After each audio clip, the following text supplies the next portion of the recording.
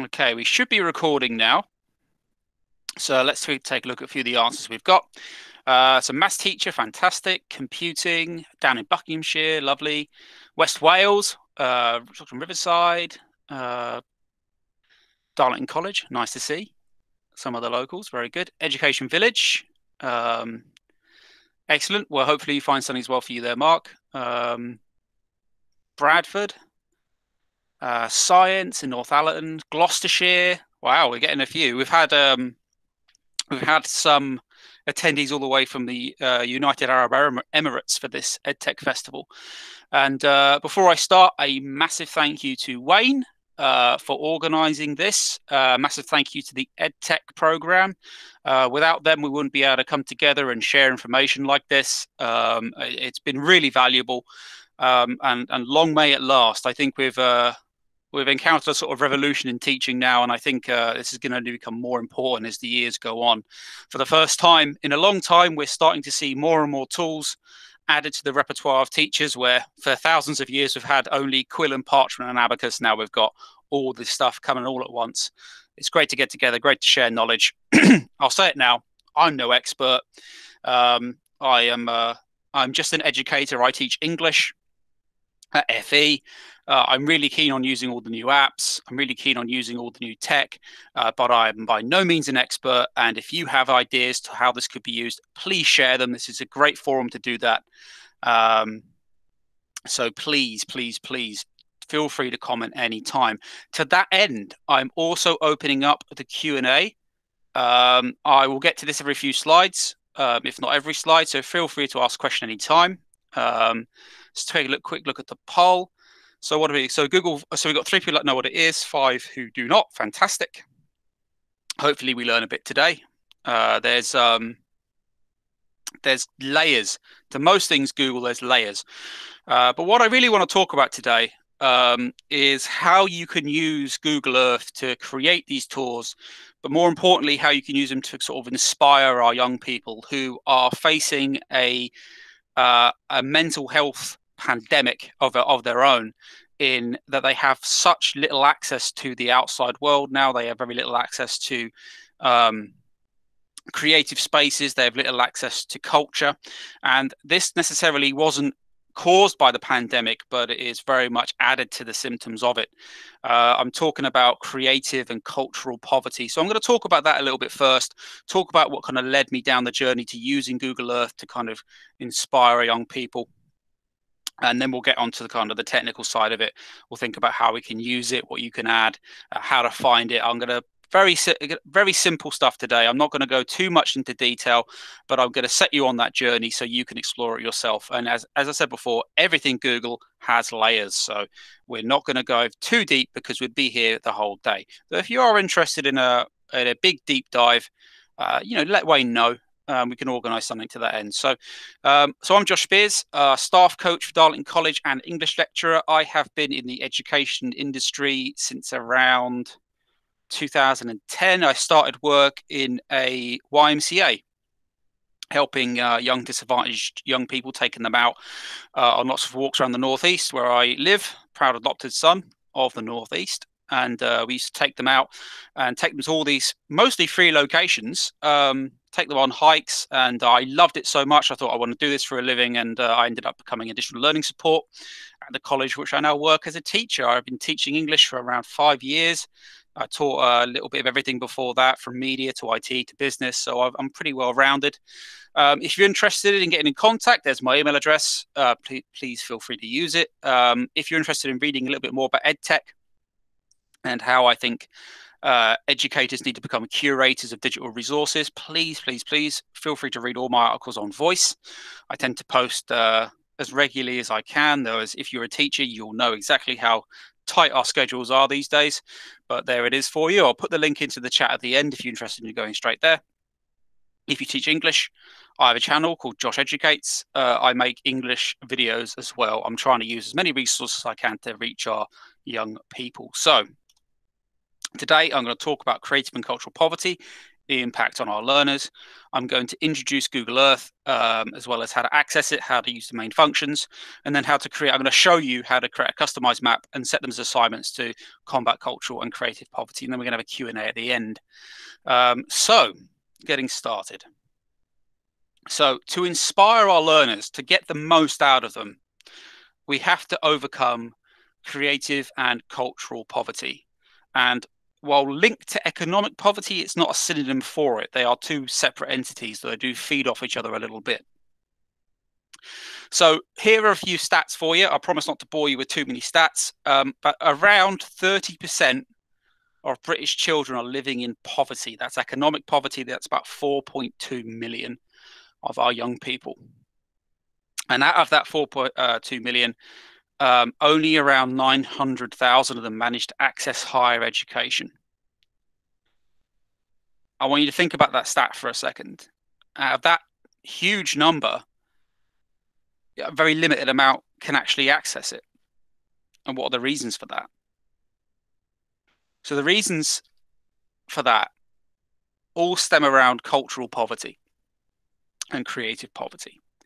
They lack the resources and the mindset and the inspiration from the outside world to achieve their goals. We've all probably been in a class where we ask students to write about maybe a holiday or explore a subject that you think maybe is common knowledge, but they struggle. Usually that's a cultural poverty issue. It's not a lack of material resources, cultural poverty. It's parental time for extra activities. It's lacking in creative resources, books, comics, drawing paper, even limited like that. No meaningful internet access. And I don't mean they don't have internet access. I mean, maybe they can only use something on an iPhone, not necessarily sure what they're doing. There's no guided internet access. They're not sure where to look. They have no wild time outside.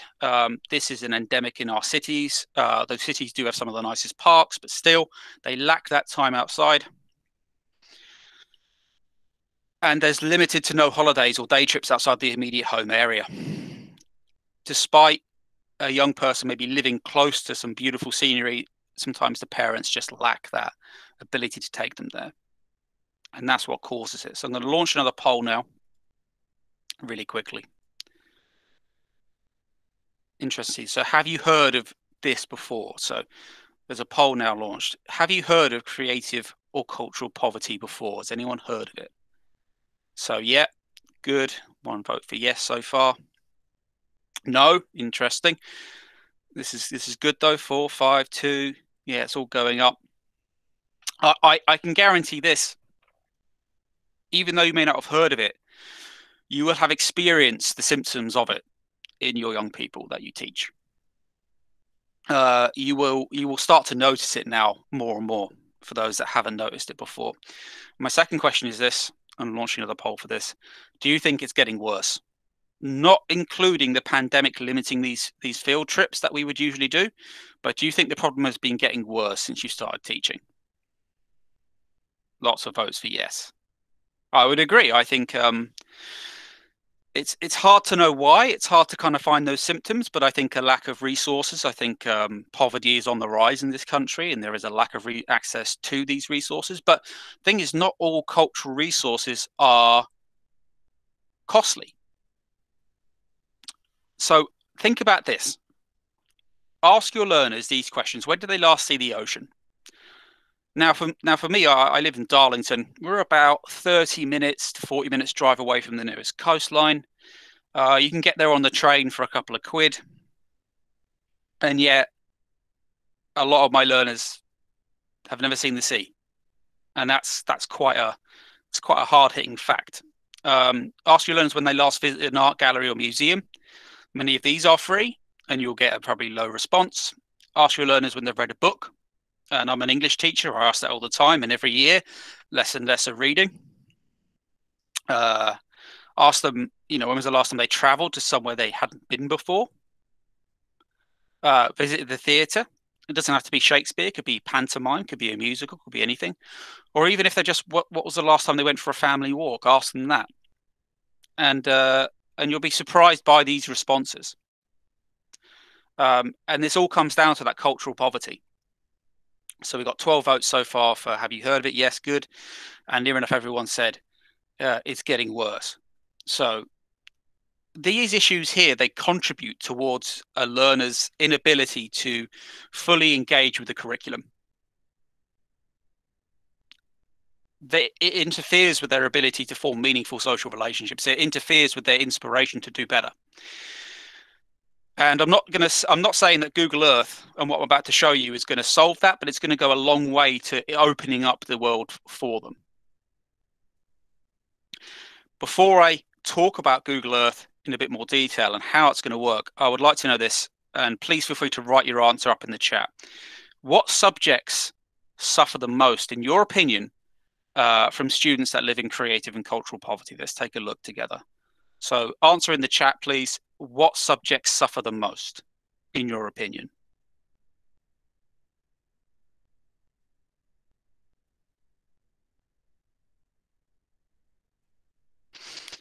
More creative subjects, English. Yep, absolutely.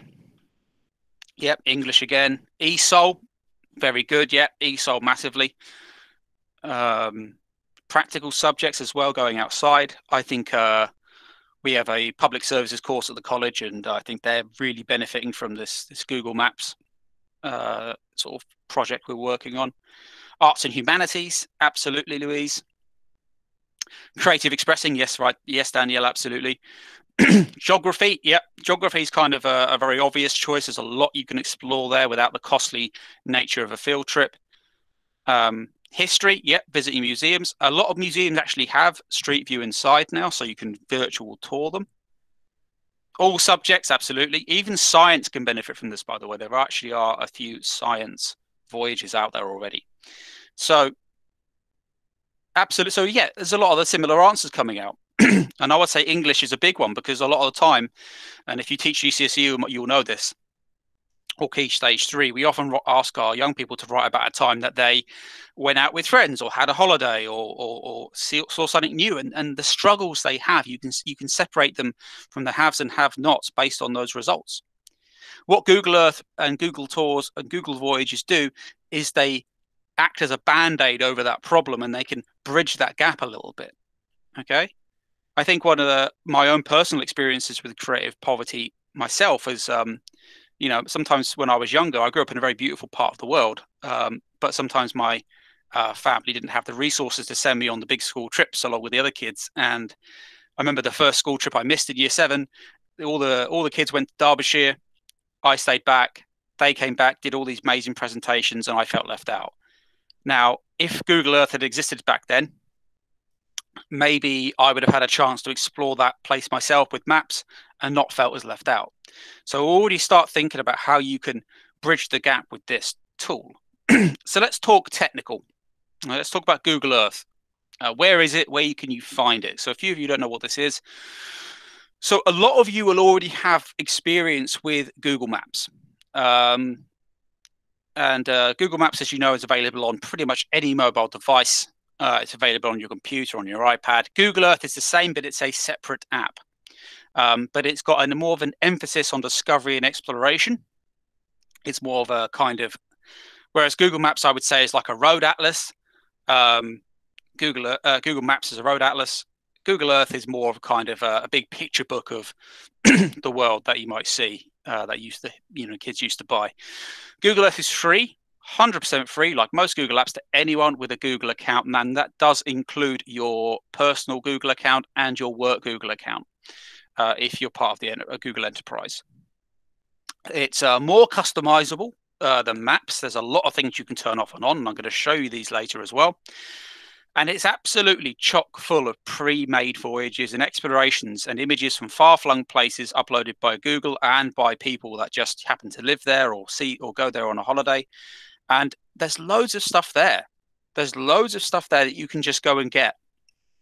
I know as teachers, we're kind of really struggling to sort of balance our digital and our personal curriculums.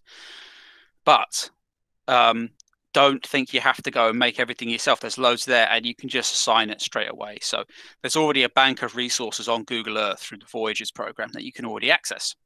What Google Earth is not going to do is get you to Sainsbury's via GPS. It is not a GPS. It doesn't function like that. Use maps if you want to use GPS for whatever reason. It's not used often for lessons, and I want to change that.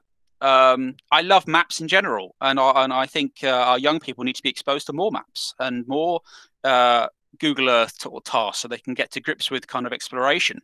There are no stats right now about how our young people are suffering navigationally from not only this pandemic and not being able to go outside, but by a kind of influx of using GPS. But it'd be nice to see young people being able to kind of recognize their landmarks, recognize where they are in the world, recognize where the nearest cities and towns are. So use Google Earth for that as well. Probably better for primary there than Key Stage 3 and 4, where subjects become more specialized. I don't think Google Earth is as user-friendly as other Google products. Voyages does not have a search function, for example.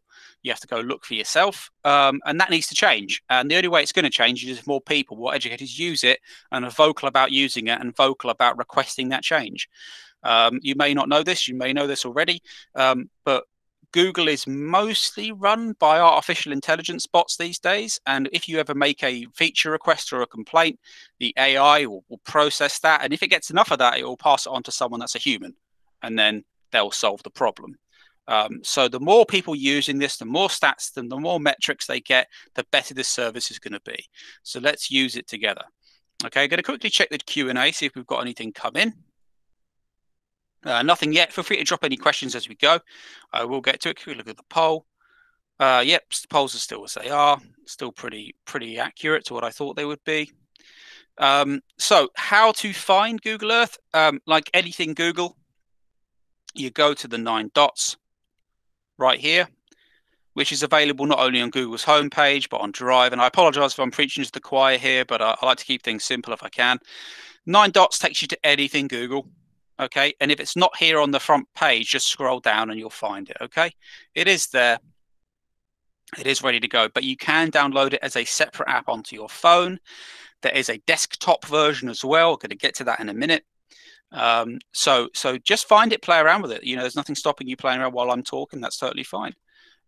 So let's take a look at this. And I'm going to show you how to access the Voyager mode. So Voyager mode is how you're going to save time, find some resources, and get them out to the kids really easy. We have a question, I think, coming in. It is under the 9 dots. Where do you find it? If you scroll down on the 9 dots, it's there. If not, you can literally just type into Google Earth, and it should be there as well.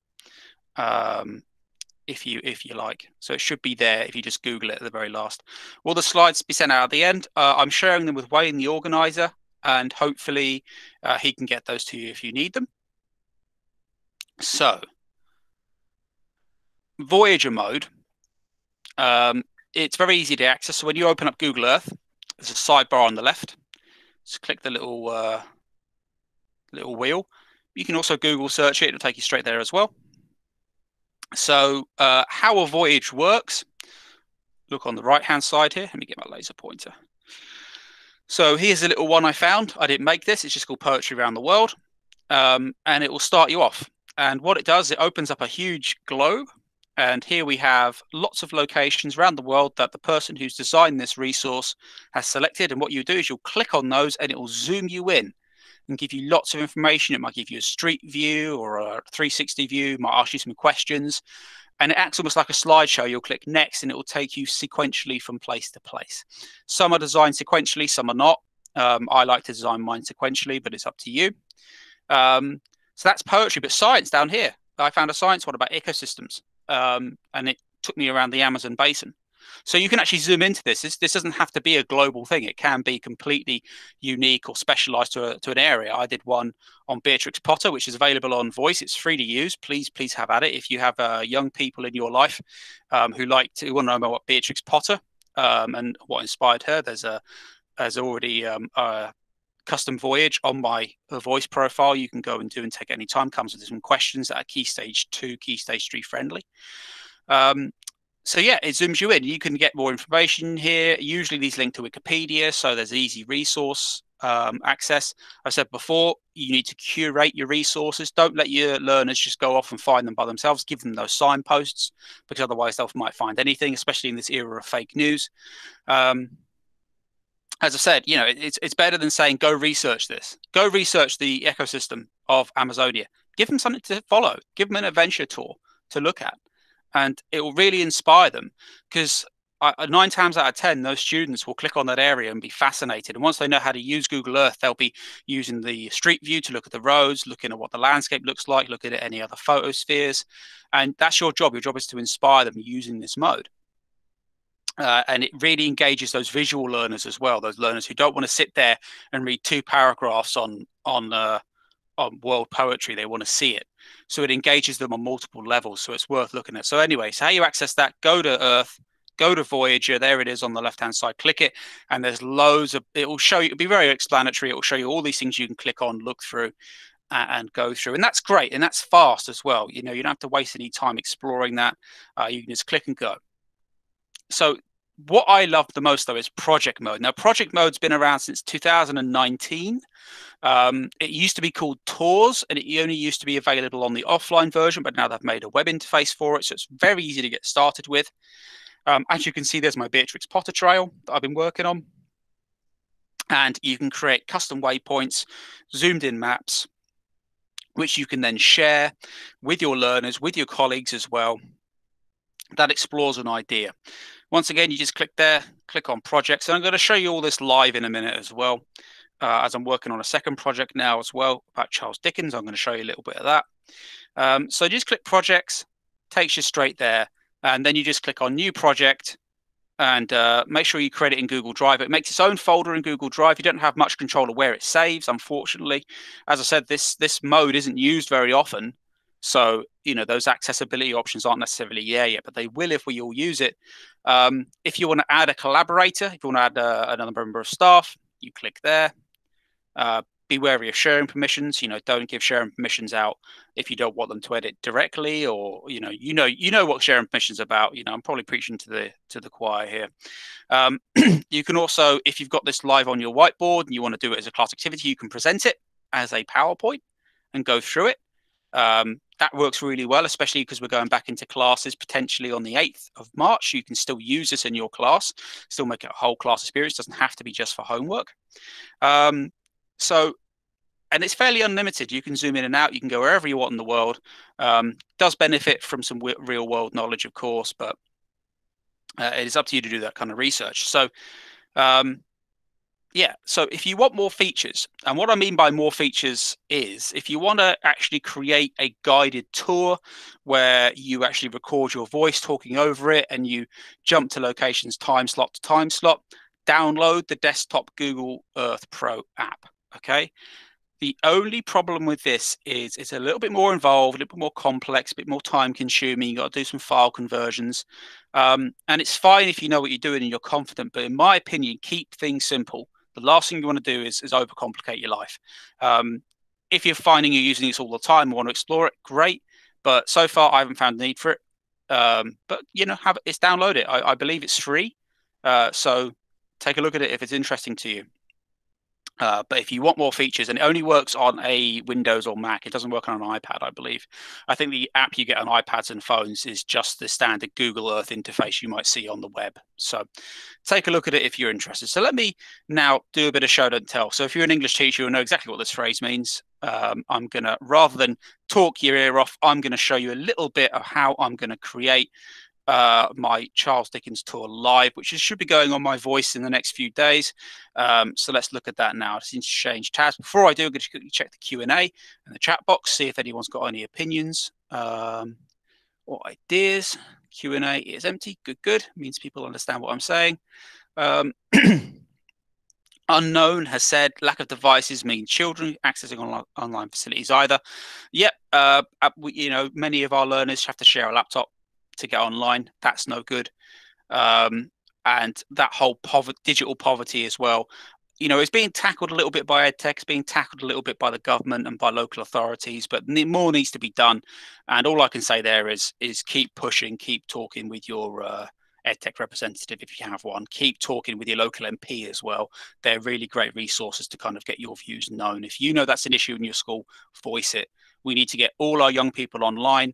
And as we're finding out in this pandemic, broadband is becoming a necessity, just like water, just like electricity, just like gas.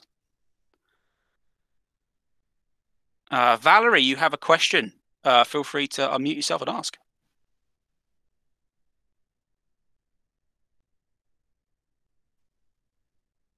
Valerie, if you're talking, I can't hear you.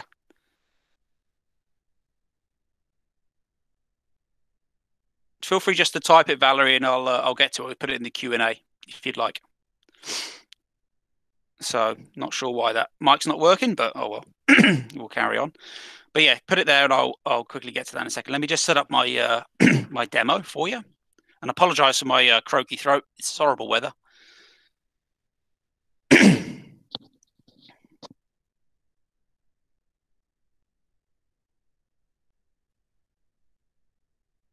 So you should all be able to see my Google Map Earth screen now. Here it is. Let me just show you what it looks like when you log in. I'm focused on London. There's a reason for that. So we zoom out. It's quite cool. Never ever think you can't just let your young people just start spinning the globe around, because you can. It's good fun.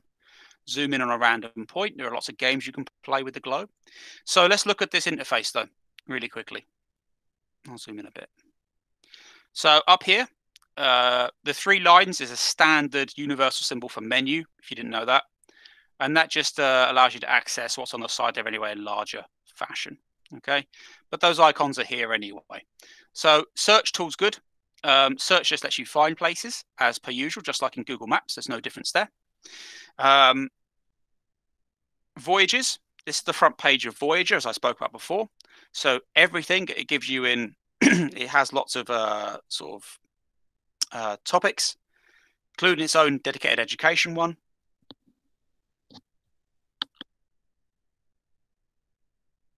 Excuse me. And these are quite good. There's lots of these. The only issue is you have to search. You have to just look. You can't just you can't search for what you want. Please, if you want that as a feature, please ask for it, because I have, and the more people ask, the more they'll think about adding it in. This is fairly new. This has only been a couple of years into this entire project. So you think about everything else Google, it's been going on for years. So this is new for them. So that's Voyager. You've got I'm Feeling Lucky, which can take you to a random place in the world. That could be quite fun for a little do it now activity. Projects is what I'm going to talk about though. So projects. So here is where you have all your own stuff. So let's look at my Beatrix Potter trail. It's already finished. I click here and it takes me straight to my trail. And if I'm doing this in the class, then I click present and I'll go through. But if I just wanted to share this with a young person or a learner, you could either export it as a separate file and upload it, or easier, you can just share it. Okay. And if you click there to share, there it is. All I would do is I would copy the link, can view, not can edit if you want your kids to mess around with it. Just that, copy the link and post it into your Google Classroom, whatever VLE you use. Should be nice and easy. Okay, so I've already finished this. I'm not going to add anything, but I'll show you what it looks like. So they start at the top, Lakeside Lay-by. If they click on that, what happens is it gives you a little bit of information about that area. And I kind of ask a few questions in the chat as well, which is quite good, which is quite fun. I can also grab my little man. There he is, pop him right there.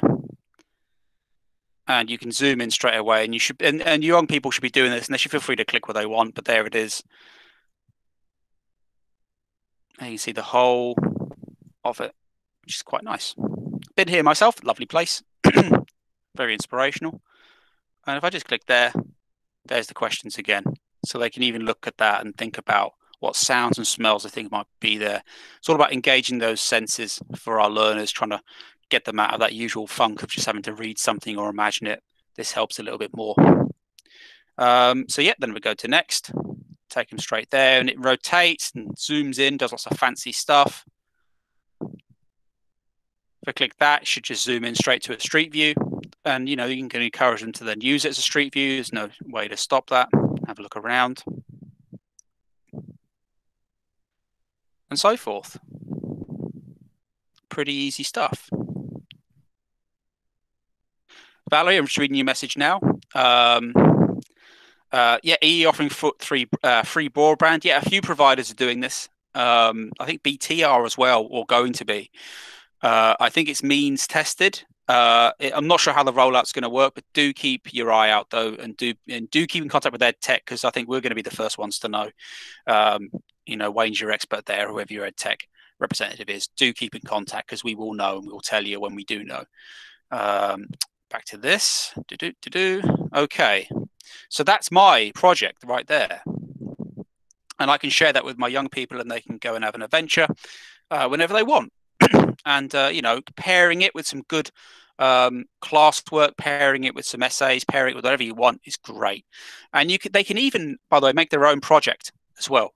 Young people our learners don't have to just accept what you've got. They can make their own. And they do that by just going up back to projects, clicking new project, create project in Google Drive. There you go.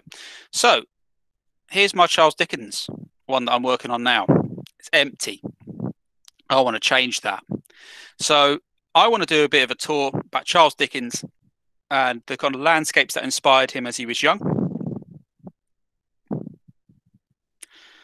So I want to add something to this, because right now it's blank. Or now I've already searched for this before, Hungerford Bridge, and I had to do a bit of research for this. For those of you that are Charles Dickens fans, you know that he worked in a bootblack factory when he was only 12, and it inspired a lot of his kind of worldview. And I've tried to find it on here. I can't. I ended up looking at some maps from the 1800s, found it, and it's around where Embankment Station is, near the Hungerford Bridge. So, of course, we haven't got a back-in-time machine for Google Maps, but we do have the power of kind of describing stuff. So here it is. I want to add this to my project. All I click is that, click Save, and then there it is on my project. So if I then click there, it opens it up for me, and it gives me a big Wikipedia article as well, which is really useful. Now, say I want to ask some questions on this. If I just click that, it comes in with their information there. I can replace the information I want, type what I want, add my own stuff in there. But say I want to write something completely new. I can either take up what Wikipedia says, so they don't copy and cheat, or click in there, click select a location. I'm going to go for here, Golden Jubilee Bridge. Title, say save, and there we have it. So now I just have to click here, and I can write a couple of questions.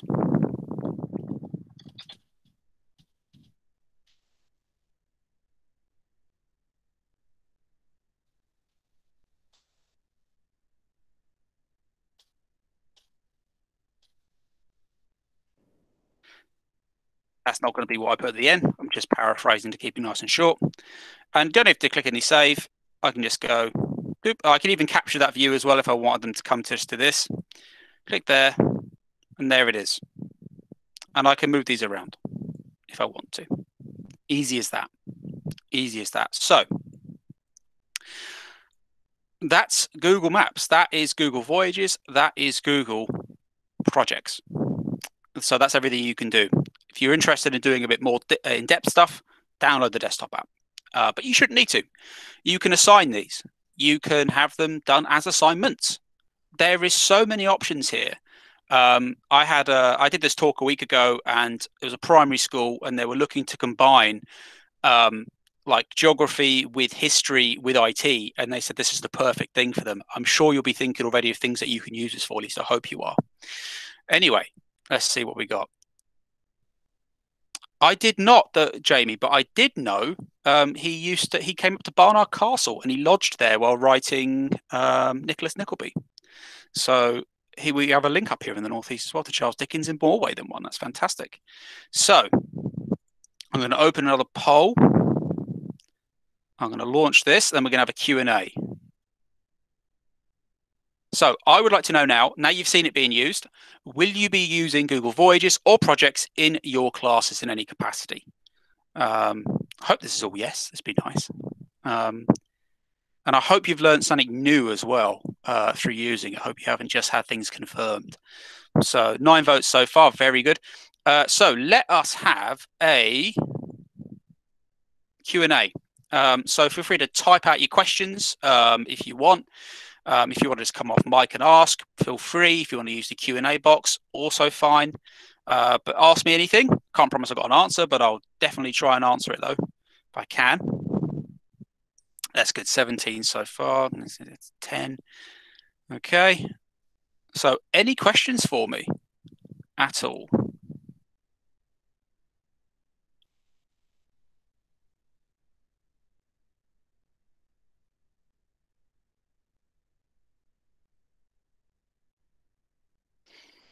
Valerie, go ahead. If you're talking, Valerie, I still can't hear you. You just have to type it, I think.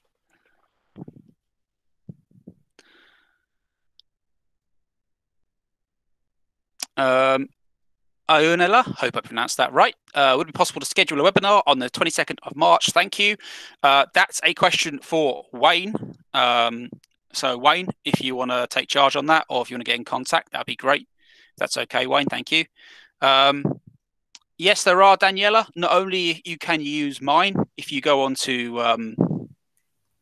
my voice, which I'll post the link for in a second, you can use my Beatrice Potter one. If you just go to Voyages, you will find some that are subject specific, but you have to search them, Daniela. We had someone else raise their hand just now. Was it Louise? Louise, sorry, I didn't see that. Louise, go ahead. Yes, yeah, thank you. Yeah, this seems really good. I'm already thinking of, I'm sure there's loads of ways I can use it. I teach English GCSE resets as well as functional skills. Great for question 5 on paper 1, the creative writing. Just that's one example that would be perfect for. In your experience as an FE teacher, Josh, have you found that this works well? Ages the learners more? I'm just thinking about the type of learners that we have, in that they've already failed at GCSE and they don't like it and they've got no confidence. In your experience, is this a good tool? Yes, it is. So far, I've got limited experience in putting it out there, actually. I've only discovered this in the last like 4 weeks, but what I have shown to a lot of my students, they love it. They love being able to explore stuff. And because it's such a break from the norm as well, Louise, because usually you know what we've both got. We've either got YouTube videos, we've got pictures, and we've got questions. Now we have a completely new way to show them the world. Because did you say you worked at Stockton, Louise? Yes, that's right. Yeah. So same sort of levels of poverty in Stockton as to Darlington, some areas of Darlington, and you'll know how that impacts our learners, especially the ones that can't go on school trips. I used to have the job of organising trips, and it was a nightmare because a lot of the students couldn't even afford them. So really, we can use this as that inspiration. So yes, it's working, Louise, and if you can, let me know how you get on with it as well. It'd be nice to see. Certainly will. Thank you. Lovely. No, thank you very much. What else have we got here? So I've answered Daniela. Is there a way to link this with Google Forms, make quizzes, treasure hunts? Yes, Rachel. All you need to do is make your project, get the link, and then put that straight into Forms. Say, click on this first and have a go. It'd be lovely to have more integration, naturally, but we are still waiting for Earth to be more of an adopted program first. So if you do, though, let me know how you get on. Valerie, you've said. Google tries to create from scratch. What would you put into Google to start? I missed the opening with your PowerPoint to show myself. Yeah, so the PowerPoints will be available through Wayne, I think. He can get them to you. So if you want to start something from scratch, Valerie, in Google Earth, all you have to do, I'm going to quickly share my screen again with you. It's that easy. So to find Google Earth, just type in Google Earth to Google. It's the best way of doing it if you can't find it anywhere else. Otherwise, using your school or college account, all you'll need to do is click on the 9 dots, in the top right corner of Google Drive, and go scroll down to Earth. If it's not there, just type in Google Earth, okay, and go there that way. To start a project, all you've got to do, click there, click on project, click new project, and then create project in Google Drive. And that should get you to where you need to be. Otherwise, download the desktop app. And you can do that by just typing in Google Earth download, and that should get you there as well, as long as you're using a computer, not an iPad. Hopefully that answered your question, Valerie. Just let me know if it didn't, and I'll try to get on that. Let's see if we've got anything else. Q&A. Someone's used it. Fantastic. Dan, you've said yes, absolutely. You can use this as a virtual or orienteering project. Give clues, find answers. If you go to Google Earth and go to map style, you can actually clean it off and have it completely blank. Who knows where you are? And if you really want to confuse your learners, you can actually you can rotate. You can zoom in, zoom out. There we are. You can zoom in, zoom out all you like. You used to be, there you are. So if you hold the middle mouse button, you can actually rotate the map. Though my middle mouse button unfortunately sticks quite a bit. So you can rotate the map as well. And do things like, oh, there we are. Sorry, my middle mouse button is absolutely broken right now. But you can rotate the map. Takes a little while to load. So if you want to confuse your learners, no, you're not going to do it? No, fair enough. Zoom into somewhere, rotate it on its head and go, where am I? And then have fun. You can also do measurements as well by clicking that line there. Just like you would do on maps. Teach them triangulation if you want. There you go. I won't say that to my Charles Dickens tour. A little part of Azerbaijan. I'm sure he never went there. And to get back to normal, you do this. You can also turn on 3D mode or turn off it when you zoom in. Some cities have full 3D. I know Manhattan does. So that can be fun. And you can turn it on as you go. It's quite fun. You can also turn on grid lines if that helps you as well. So hopefully that's given you the answer you need. Dan, let's see what else we got. Yep, we're all good there. Anything else? Bev has asked, do learners need to have the Google Earth app on their phones to be able to see projects? Just thinking about the amount of data storage space it takes up. Yes, they will need the app to access Google Earth if you're setting it as an assignment that way. Google Maps has a version called My Maps, which is like Google Earth really slimmed down. That might work for you. It's just called Google My Maps, and you can design stuff in that too. And that works on a web browser portal. So, you know, most of the legwork is done by Google Cloud, which is the offsite processing, which runs most of Google Apps. Hopefully that answered your question. But the app, if you're using it on a PC, though, Google Earth is completely browser-based. Daniela has asked, can you measure distances, e.g. home to school, route to school? I believe so. I believe Google Maps is better for this, by the way, if you want to start doing measurements of distances. But I might be wrong. Let's zoom in and find out. You can draw lines, I know that much. I think it's better to do this on Maps, by the way. Maps has a really easy way of doing it.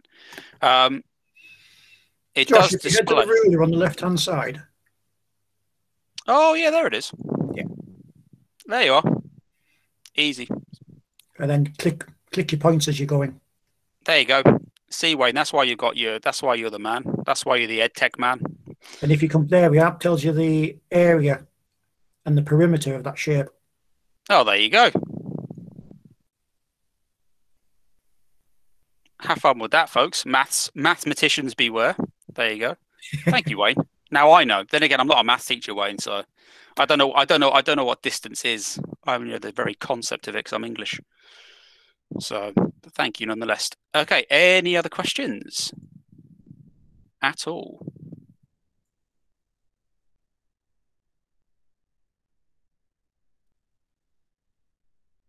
No worries. Right, one final poll. Was this session useful? If no, please tell me why so I can improve it for next time. It'd be great. So please vote on the poll so we know how well this went. And let me know if it wasn't useful. Any comments you've got, it'd be fantastic. No worries, Dan. No worries, Dan. Thank you. Thank you for coming. I really appreciate it. Thank you, Kubra. No worries. Hopefully I've made life a little easier for you. Good, 12 votes. I just want to thank Josh for, again, another brilliant session. Lots to take away again. So thank you very much, Josh. Ah, you're welcome, Wayne. Anytime. And somebody's already asked what will happen with these.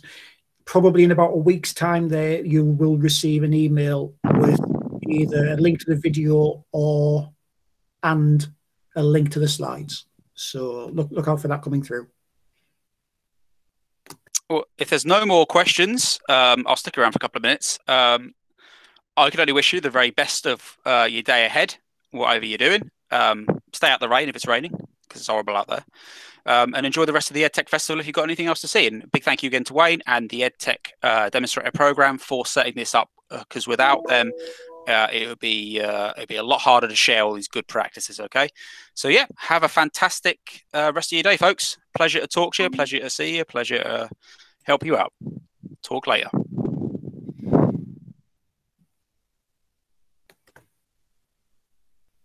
Just going to stop recording now.